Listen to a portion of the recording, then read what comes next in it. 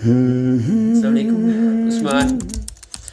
Hindi language की practice कर रहे हैं, कुछ नए अल्फाज रोज़ाना के हिसाब से सीख रहे हैं और बहुत इंटेंस लेवल पर नहीं जा रहे।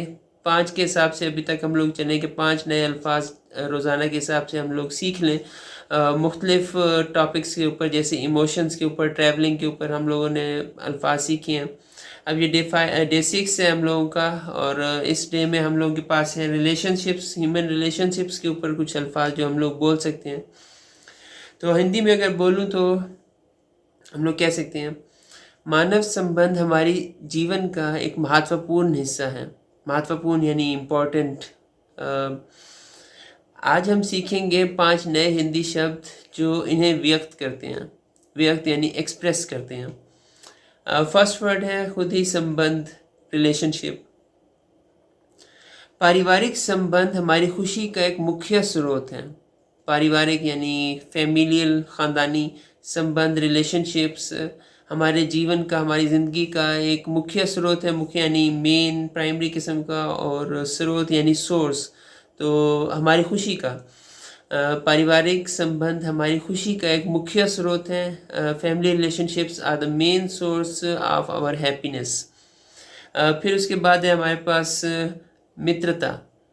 सच्ची मित्रता मुश्किल समय में परखी जाती है, यानी सच्ची फ्रेंडशिप को आप लोग मुश्किल वक्त में टेस्ट होती है, चेक कर सकते हैं। सच्ची फ्रेंडशिप जो है वो मुश्किल वक्त में चेक होती है। फिर उसके बाद है पारिवारिक। पारिवारिक यानी फैमिलियल, ख़ानदानी।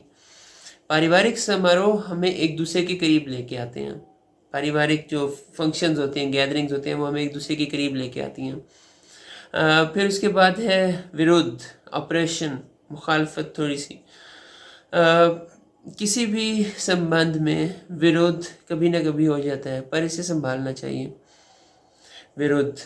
और फिर उसके बाद है सहानुभूति, इम्पैथी, हमदर्दी, सहानुभूति।